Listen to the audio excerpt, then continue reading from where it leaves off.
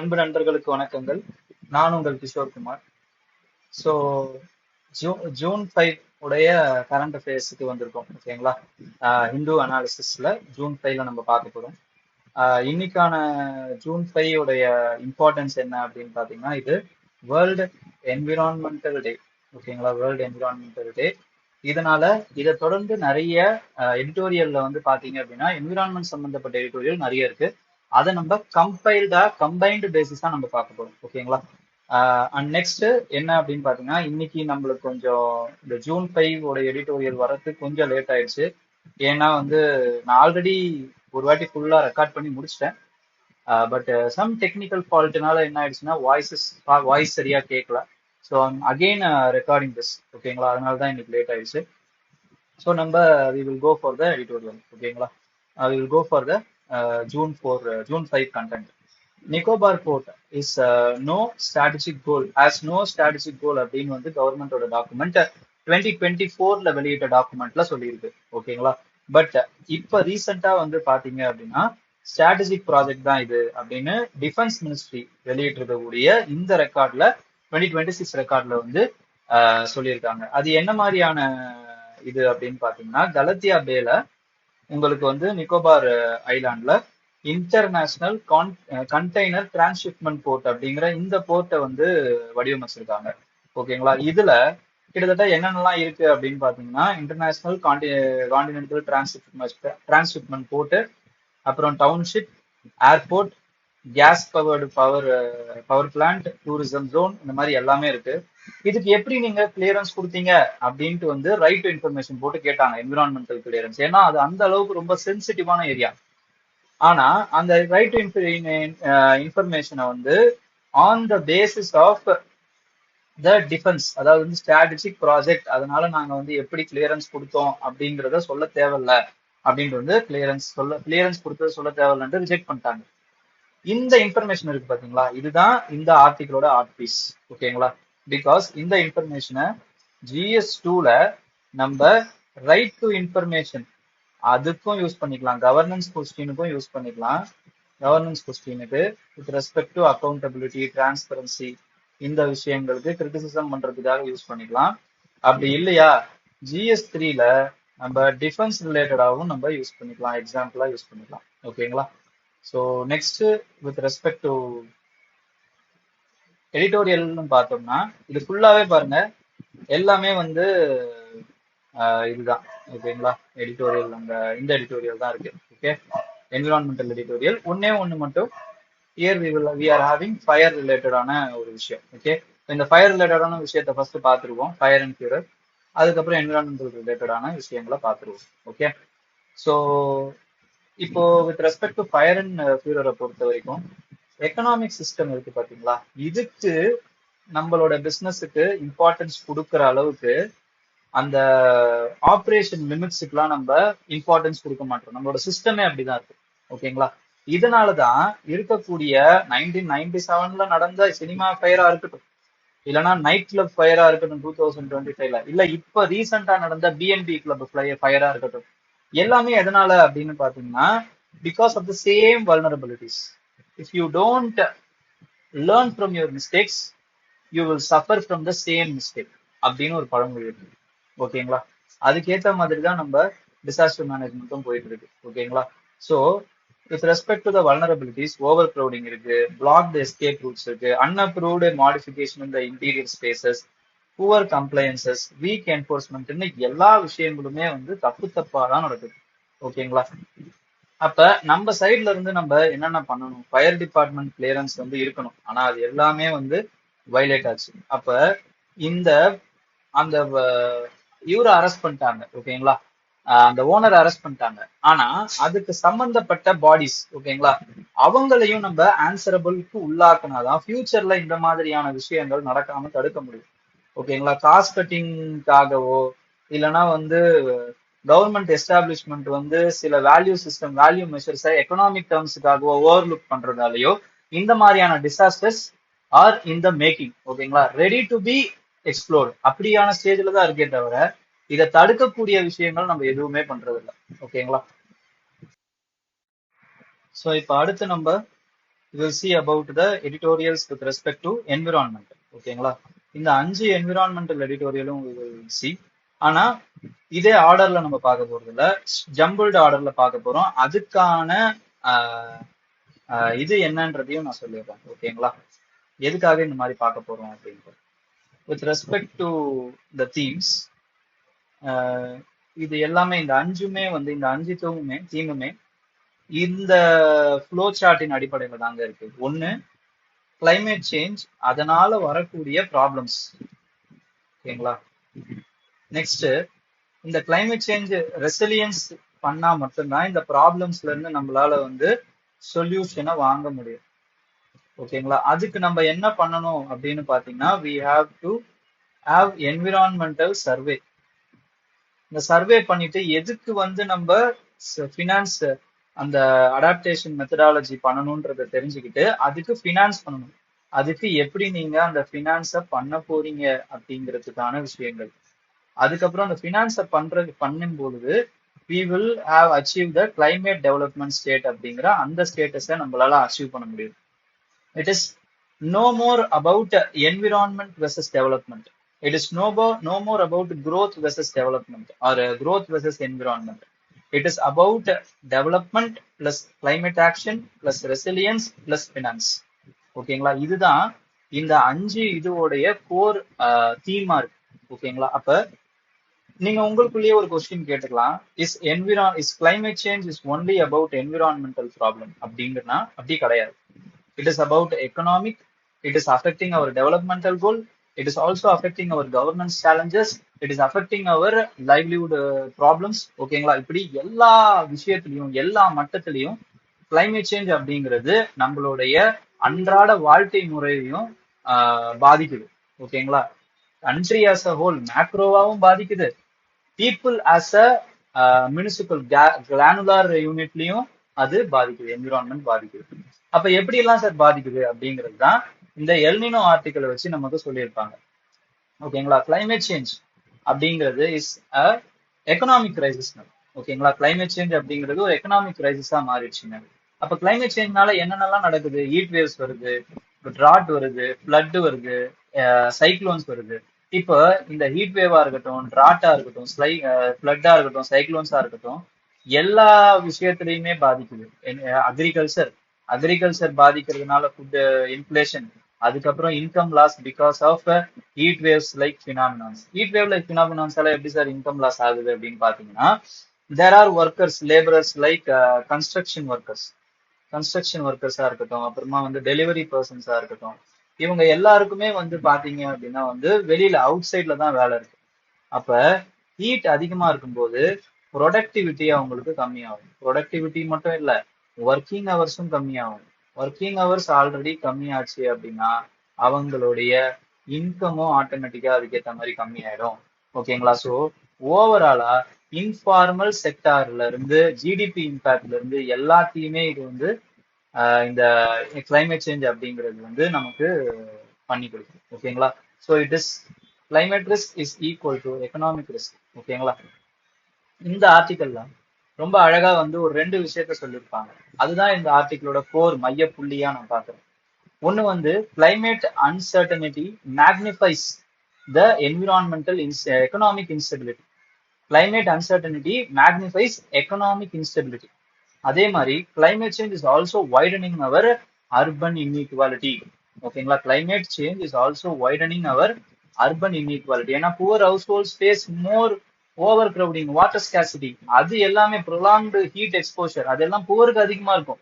So climate change is also widening our urban inequality. Okay, so இது problems. இந்த problems தான் நம்ம பார்த்தாச்சு. ஓகேங்களா? அப்ப இதுக்கான விஷயம் அடுத்து வந்து இதுக்கான இந்த ப்ராப்ளம்னு நம்மளால எப்படி உணர முடியும் அப்படின்னு பாத்தீங்கன்னா, we need survey. ஓகேங்களா? எக்ஸ்க்ளூசிவ் என்விரான்மெண்டல் சர்வே வேணும். எதுக்கு சார் அப்படின்னு பாத்தீங்கன்னா, for planning and policy monitoring. அதுக்கு நமக்கு வந்து இந்த சர்வே தேவைப்படுது. ஓகேங்களா? அப்ப India lakhs comprehensive data on ecosystem, biodiversity, natural resources. நம்மளோட ரிசோர்ஸ் என்ன, அதோட வல்னரபிலிட்டி என்ன அப்படிங்கிறதே நமக்கு தெரியல. எப்படி வந்து ஒரு பாப்புலேஷனுக்கு கவர்னன்ஸ் அடிப்படையில பண்றதுக்கு சென்சஸ் முக்கியமோ, அதே மாதிரி கிளைமேட் கவர்னன்ஸுக்கு என்விரான்மெண்டல் சர்வே அப்படிங்கிறது ரொம்ப முக்கியம் அப்படின்ட்டு வந்து இந்த இந்த சர்வேல வந்து பேசுறாங்க. ஓகேங்களா? நான் இத பத்தி இந்த இடத்துல இந்த ஹைலைட் பண்ண விஷயங்கள் எல்லாம் நான் பெருசா உங்களுக்கு பார்த்து சொல்லல. ஏன்னா இந்த ஹைலைட் பண்ண விஷயங்களை நீங்க போயிட்டு என்னோட டெலகிராம் சேனல்ல படிச்சுக்கலாம். ஓகேங்களா? Kishore for UPSC. இதுல நான் வந்து உங்களுக்கு இந்த டெலகிராம் சேனல்ல வந்து பாத்தீங்க அப்படின்னா இந்த ஹைலைட்டட் இன்ஃபர்மேஷன்ஸ் எல்லாத்தையுமே போட்டிருக்கேன். ஸோ நீங்க அங்க போயிட்டு படிச்சுக்கலாம். கிஷோர் ஃபார் யூபிஎஸ்சி இந்த டெலகிராம் சேனல்ல நீங்க பாத்துக்கோங்க. ஓகேங்களா? நெக்ஸ்ட் சொல்யூஷன் அப்ப இதுக்கு என்ன சார் இருக்கும் அப்படின்னு பாத்தீங்கன்னா கிளைமேட் அடாப்டேஷன் அப்படிங்கிறது தான் சொல்யூஷன். ஓகேங்களா? ஸோ கிளைமேட் அடாப்டேஷன் இந்த CO2 எமிஷன் இருக்குல்ல, இந்த CO2 எமிஷன்னால வரக்கூடிய கிளைமேட் சேஞ்ச நம்ம அந்த பாதிப்புல இருந்து தடுக்கிறது 2 மெத்தடாலஜியா இருக்குது அப்படின்னு சொல்லுவாங்க. ஒண்ணு வந்து மிட்டிகேஷன். ஓகேங்களா? இன்னொன்னு வந்து அடாப்டேஷன். ஓகேங்களா? மிட்டிகேஷன் அப்படிங்கிறது என்னன்னா, இப்ப இந்த CO2 உடைய அந்த லெவல் வந்து நம்ம டிக்ரீஸ் பண்றது, ஏதாவது ஒரு முறையில நம்ம டிக்ரீஸ் பண்ணோம்னு வச்சுக்கோங்களேன், அது மிட்டிகேஷன் அப்படின்னு நம்ம சொல்ல முடியும். ஓகேங்களா? For example carbon capture. Okay, அது வந்து ஒரு மிட்டிகேஷனுக்கான ஒரு விஷயம். இதே வந்து அடாப்டேஷன் அப்படிங்கிறது என்னன்னா, இப்ப ஒரு சைட்ல CO2 இன்க்ரீஸ் ஆயிட்டே தான் இருக்கும்.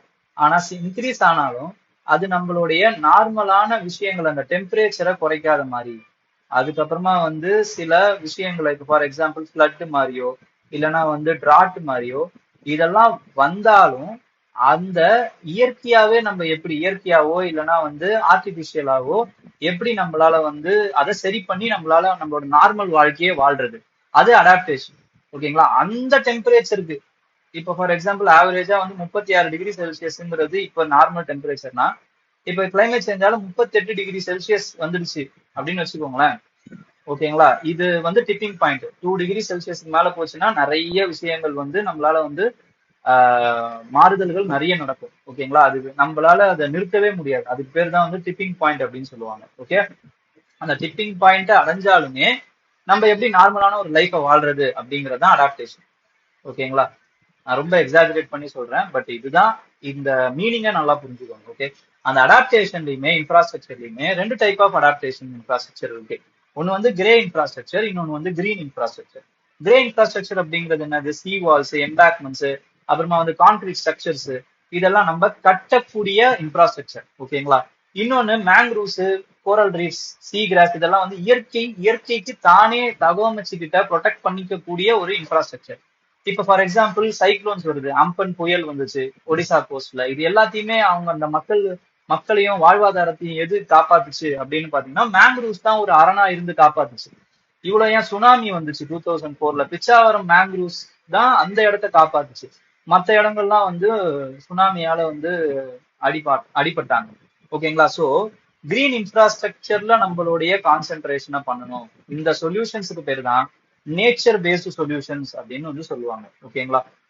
So nature is not merely about scenery, but it is also about infrastructure அப்படின்ட்டு இந்த மேங்க்ரூவ் சம்பந்தப்பட்ட அந்த இதுல வந்து பேசியிருப்பாங்க. ஓகேங்களா? மேங்க்ரூவ் சம்பந்தப்பட்ட இந்த ஆர்டிக்கல். ஓகே, இந்த ஆர்டிக்கல்ல அதை பத்தி தான் பேசியிருப்பாங்க. Okay, nature based solution. அதுக்கப்புறம் இந்த initiative is films, potential films question. ஓகேங்களா? Mangrove initiative for shoreline habitat and tangible income, Mishti அப்படின்னு வந்து 2023ல பட்ஜெட்ல இது வந்து இன்ட்ரடியூஸ் பண்றாங்க union government. Okay, it aims to restore 540 square kilometres of mangroves across the state. ஓகேங்களா? நெக்ஸ்ட், இது எல்லாமே தெரிஞ்சிருச்சு. இப்போ வந்து கிரே இன்ஃப்ராஸ்ட்ரக்சரா இருக்கட்டும், கிரீன் இன்ஃப்ராஸ்ட்ரக்சரா இருக்கட்டும், இது எல்லாத்தையுமே ப்ரொடெக்ட் பண்றதுக்கும் உருவாக்குறதுக்கும் நமக்கு காசு தேவை, பினான்ஸ் தேவை. அப்ப அதை நம்ம எப்படி இது பண்றது? Because climate adaptation requires money and the money will be equal to the finance, climate finance. Okay, அப்ப we need trillions of dollars for mere mitigation and adaptation mechanism. இதுதான் ஃபர்ஸ்ட் ஆர்டிகல் நமக்கு வந்து சொல்லுது.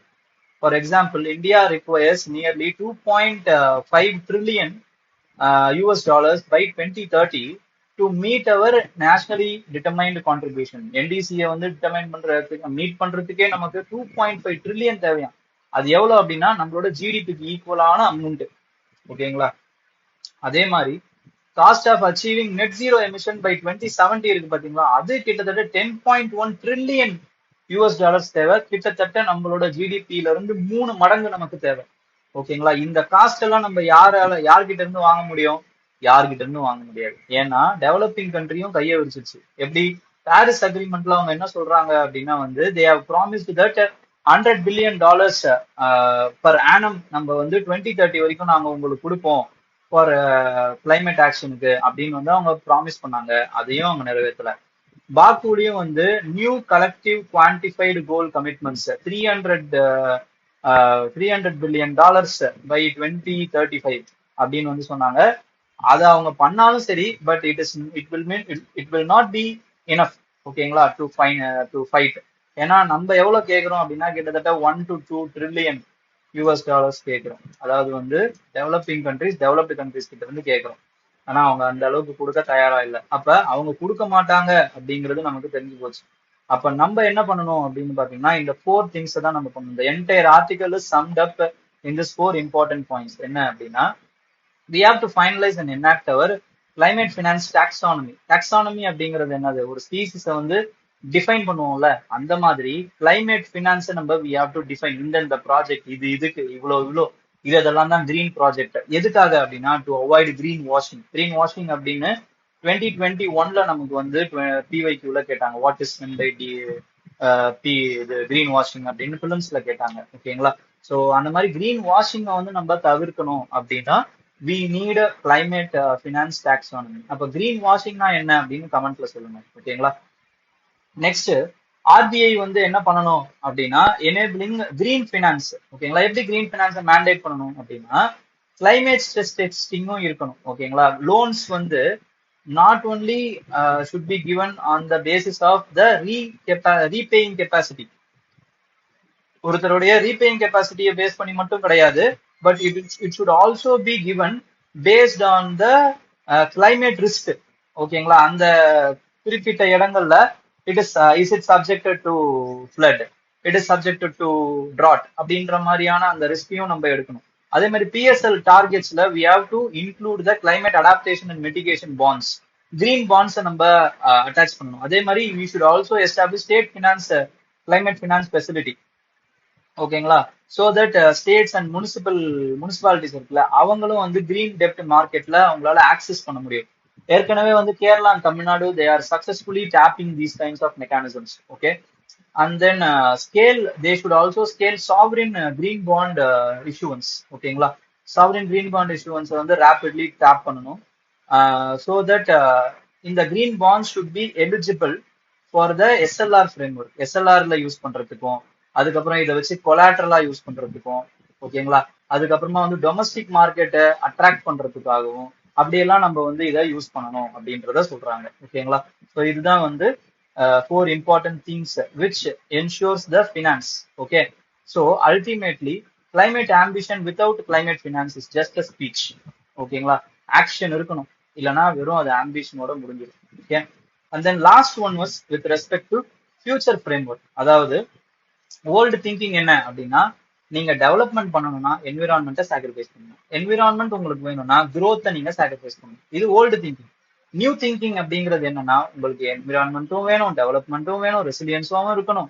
ஓகேங்களா, அதுக்கு எல்லாத்தையும் இன்டெகிரேட் பண்ணணும். எப்படி இன்டெகிரேட் பண்றது? ஒரு எக்ஸாம்பிள் பார்க்கணும் அப்படின்னா உங்களுக்கு இரிகேஷன் ப்ராஜெக்ட் பண்ணணும், ஆனா அதை சோலார் இரிகேஷன்ல பண்ணுங்க. காசு எப்படியா இருந்தாலும் கொடுக்க போறீங்க, அதை சோலார் இரிகேஷன்ல கொடுங்க. அப்ப என்ன ஆகும்? ஆட்டோமேட்டிக்கா ஃபார்மரோட இன்கம் இன்க்ரீஸ் ஆகும், கிளீன் எனர்ஜி போட்டா மாதிரி ஆச்சு, லோவர் எமிஷன் வந்தா மாதிரி ஆச்சு, வாட்டர் எஃபிஷியன்டாவும் யூஸ் ஆன மாதிரி ஆச்சு. So it is a win win win situation அப்படிங்கிறது தான் இங்க இருக்கக்கூடிய ஃபியூச்சர் ஃப்ரேம்வொர்க். ஓகேங்களா, ஸோ இந்த இது எதை பத்தி பேசுது அப்படின்னு பாத்தீங்கன்னா இந்த ஆர்டிகல் பேசுது. ஆனா இந்த ஆர்டிகல்ல பெருசா வேற எதுவும் இம்பார்ட்டன்ட் இல்லை. ஓகேங்களா, பட் இதுல ஒரு இம்பார்ட்டன்டான விஷயம், பிலிம்ஸுக்கு இம்பார்ட்டன்டான ஒரு விஷயம் இருக்கு. அது என்ன அப்படின்னு பாத்தீங்கன்னா யூரோப்பியன் யூனியனோட கார்பன் பார்டர் அட்ஜஸ்ட்மெண்ட் மெக்கானிசம்.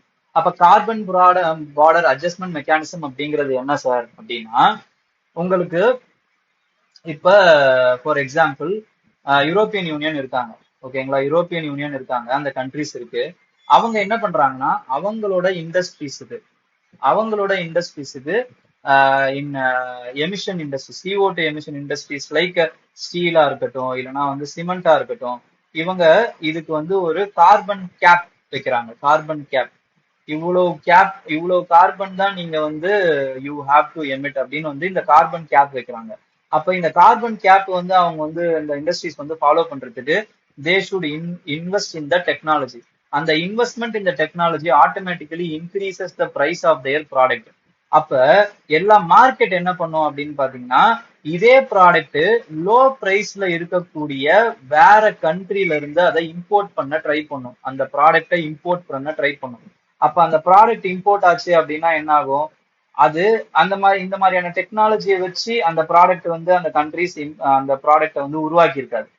அப்ப இவங்க கண்ட்ரிக்குள்ள வந்து இந்த கார்பனை வந்து கேப் பண்ணணும், கார்பனை கம்மி பண்ணணும்னு நினைக்கிற அந்த எய்மா இருக்கட்டும், அதுக்கப்புறம் டொமஸ்டிக் இந்த மாதிரி இம்போர்ட் அதிகமாச்சுன்னா அந்த டொமஸ்டிக் ப்ராடக்ட், டொமஸ்டிக் இண்டஸ்ட்ரீஸ் வந்து பாதிக்கப்படுறதா இருக்கட்டும், இது எல்லாமே வந்து ரியலா மாறிடும். அப்ப அதுக்கு என்ன பண்றாங்க அப்படின்னு பாத்தீங்கன்னா, and it also amounts to carbon leakage. ஓகேங்களா, கார்பன் லீக்கேஜும் அதை கொடுக்கும். ஓகேங்களா, அப்ப இதெல்லாம் தடுக்க என்ன பண்றாங்க அப்படின்னு பாத்தீங்கன்னா, carbon border border adjustment mechanism அப்படின்னு வந்து கார்பன் டேக்ஸ் போடுறாங்க. வேற ஒண்ணும் இல்ல, சிம்பிளா கார்பன் டேக்ஸ் போடுறாங்க. ஓகேங்களா, சோ இததான் அவங்க பண்றாங்க. இது பிலிமினரிக்கு ரொம்ப ரொம்ப இம்பார்ட்டன்ட். ஓகேங்களா.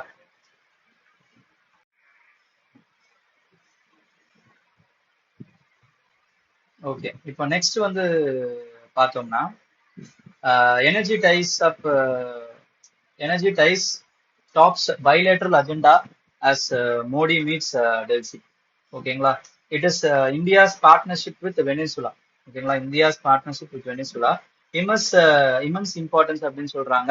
On the lines of what அப்படின்னா, எனர்ஜி செக்யூரிட்டி ஃபண்டமெண்டல் பில்லர். நமக்கும் அவங்களுக்குமான அந்த விஷயம் என்ன அப்படின்னு பாத்தீங்கன்னா எனர்ஜி செக்யூரிட்டி தான். ஓகேங்களா, and then global south. Venezuela அப்படின்னா இந்த ரெண்டு விஷயம் உங்களுக்கு ஞாபகம் இருக்கும். இது இல்லாம வந்து கிரிட்டிக்கல் மினரல்ஸ், டெக்னாலஜி, அக்ரிகல்ச்சர் அப்படின்ட்டு நமக்கு அந்த மானிய தேனிய பொன்மானி எல்லாத்தையுமே நம்ம போட்டுக்கலாம். ஓகேங்களா, ஆனா வெனிசுலா அப்படின்னா உங்களுக்கு ரெண்டு இம்பார்ட்டன்டான விஷயம் உங்களுக்கு ஞாபகம் இருக்கும், global south and energy security. Okay, and இந்த சைட்ல வந்தோம் அப்படின்னா, இந்தியாவும் யூகேவும் has launched an observatory for critical minerals. ஓகேங்களா, அப்ப அந்த அப்சர்வேட்டரி என்ன அப்படின்னா, realm of critical mineral observatory is with respect to India and UK has launched critical mineral global supply chain observatory. Okay, இதே மாதிரியே ஒரு ஆங்கிள் 2023 ஆர் 19 ஐ திங்க். ஓகேங்களா, Russia வச்சு ஒரு கொஸ்டின் கேட்டாங்க. ஓகேங்களா, ரஷ்யாவும் இந்தியாவும் வந்து இதே மாதிரியே ஒரு விஷயம் வந்து லான்ச் பண்ணியிருக்கோம். இந்தியாவோட சேர்ந்து அந்த பர்டிகுலர் விஷயத்த லான்ச் பண்ண கண்ட்ரி எது? அவ்வளவுதான், சிம்பிளான கேள்வி. அதே மாதிரி தான் இதையும் கேட்கறதுக்கு வாய்ப்பு இருக்கு. Critical mineral global supply chain observatory is launched by India and hmm. ஓகேங்களா, அப்படி கேட்கலாம். அப்படி இல்லைன்னா இது ஒரு சென்டென்ஸ் ஆகும். இதோடைய எய்மான ஒரு சென்டென்ஸ், இது எய்மான சென்டென்ஸ் என்ன அப்படின்னா, critical minerals data driven platform. It is a data driven platform to monitor analyse global critical mineral supply chains. ஓகேங்களா, ஸோ அந்த விஷயத்த ஒரு ஸ்டேட்மெண்ட் ஆகும். அதுக்கப்புறம் it is jointly operated by India's technology innovation in exploration of mining foundation, TEXMIN அப்படிங்கிற அந்த organisation which is in IIT Dhanbad and then university of Cambridge. இது ரெண்டும் சேர்ந்து தான் இந்த this platform is jointly operated. இது ஒரு ஸ்டேட்மெண்ட் ஆகும். ஒரு 3 ஸ்டேட்மெண்டான ஒரு அடங்கிய ஒரு கொஸ்டினா வைக்கலாம். ஓகேங்களா, இந்த விஷயங்கள் தான் ரொம்ப இம்பார்ட்டன்ட். இதுல இந்த 3 விஷயம் தான் பிலிம்ஸுக்கு ரொம்ப இம்பார்ட்டன்ட். அதுக்கப்புறமா வந்து இந்தியா பைலேட்டரல் ரிலேஷன்ஸ். பைலேட்டரல்ல வந்து யூகே சம்பந்தப்பட்ட விஷயம் அப்படின்னாலோ, இல்லைன்னா வந்து காமனான அந்த ரிசோர்சஸ் சம்பந்தப்பட்ட விஷயங்கள். ஓகேங்களா, GS 1லயும் கேட்கலாம். ஓகேங்களா, GS 2லயும் நம்ம இந்த கிரிட்டிக்கல் மினரல் பத்தி சொல்லலாம். ஓகேங்களா, அப்படி இல்லைன்னா GS 3லயும் என்விரான்மெண்டல் சம்பந்தப்பட்ட இந்த கிரிட்டிக்கல் மினரல்ஸை பத்தியும் நம்ம இந்த வந்து இந்த இனிஷியேட்டிவை எக்ஸாம்பிளா ஏதாவது ஒரு சென்டென்ஸ்ல எழுதலாம். ஓகேங்களா, அது எந்த எக்ஸாம்பிள் என்ன அப்படிங்கிறதுலாம் கொஸ்டின் தான் முடிவு பண்ணும். ஓகேங்களா, next, Rajnath announces revised financial powers okay for armed forces. அது எதுக்காக சார் அப்படின்னா, this aims to increase and enhance the operational efficiency and self-reliance potential of the defense sector. Defense sector அப்படின்னாலே நமக்கு first and foremost GS3 ஞாபகம் வரணும். GS3ல indigenisation அப்படிங்கிற அந்த விஷயங்கள், செல்ஃப் சஃபிஷியன்சி அண்ட் இண்டிஜினைசேஷன் அப்படிங்கிறது நமக்கு ஞாபகம் வரணும். இண்டிஜினைசேஷன் அப்படின்னாலே we have to link it with Atmanirbhar Bharat. ஓகேங்களா? ஸோ இந்த ஃபினான்ஷியல் பவர்ஸ் என்ன பண்ணும் அப்படின்னு பார்த்தீங்கன்னா, it will enhance the and empower the power of field commanders to have greater decision making authority and it will also foster the conclusion and contracts of timely, அந்த contracts வந்து சீக்கிரம் முடிக்கிறதுக்கும் ப்ராஜெக்ட்ஸை timely execute பண்றதுக்கும் நமக்கு வந்து ஒரு இம்பார்ட்டன்டான ஒரு சோர்ஸா இது அமையும் அப்படின்றத சொல்றாங்க. ஓகேங்களா?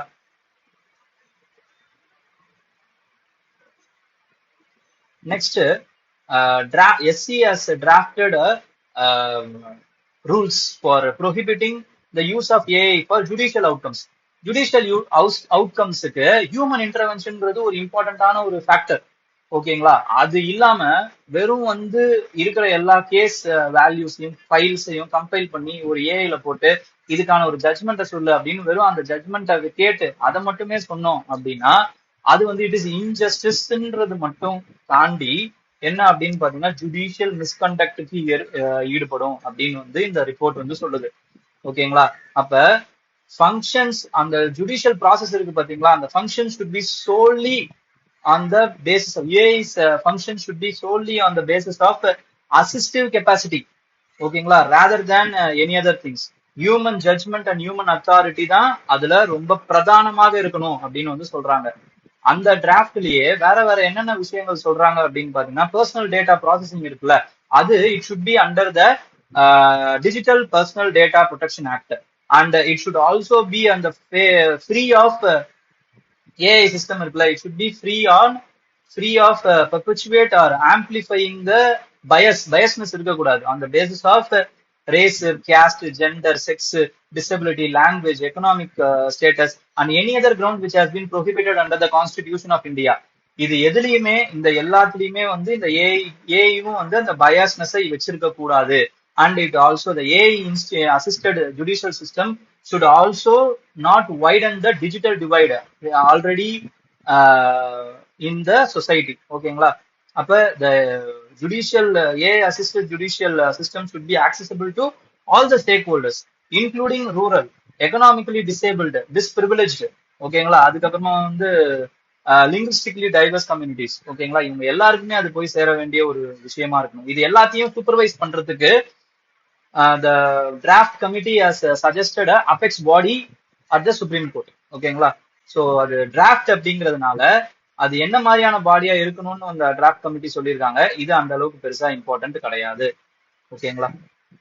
அண்ட் தென் தையூ ரிவர் அப்படின்ற அந்த ரிவர் இருக்குல்ல, இதை பத்தி கொஞ்சம் பாத்துக்கோங்க. ஓகேங்களா? இது எங்க இருக்கு, அந்த மேப்ல போய் பாருங்க தையூ ரிவர் எங்க இருக்கு அப்படின்ட்டு. அதுவும் குஜராத் போலீஸ் என்ன பண்ணிருக்காங்க அப்படின்னு பாத்தீங்கன்னா, ஆபரேஷன் டெல்டா ஹண்ட் அப்படின்ட்டு வந்து statewide illegal migration immigrants யார் யார் இருக்காங்களோ அவங்க எல்லாரையுமே டீடைன் பண்ணிருக்காங்க. Okay, operation delta hunt which is for illegal immigration. And then Five Eyes Alliance னு ஒரு அலையன்ஸ் இருக்குங்க. அவங்க என்ன பண்ணிருக்காங்கன்னா, they have detected and told that Chinese spies இருக்காங்களா, they are possessing like job recruiters to trick the staffs of the western governments to dislodge sensitive information from their countries. இந்த Five Eye Alliance அப்படிங்கிறது பிலிம்ஸ்லயும் கேட்கறதுக்கு potential இருக்கக்கூடிய ஒரு விஷயம். அதே மாதிரி மெயின்ஸ்லயும் நம்மளால யூஸ் பண்ண முடியும். ஓகேங்களா? அக்வஸ் மாதிரி இது Five Eyes அப்படிங்கிறது.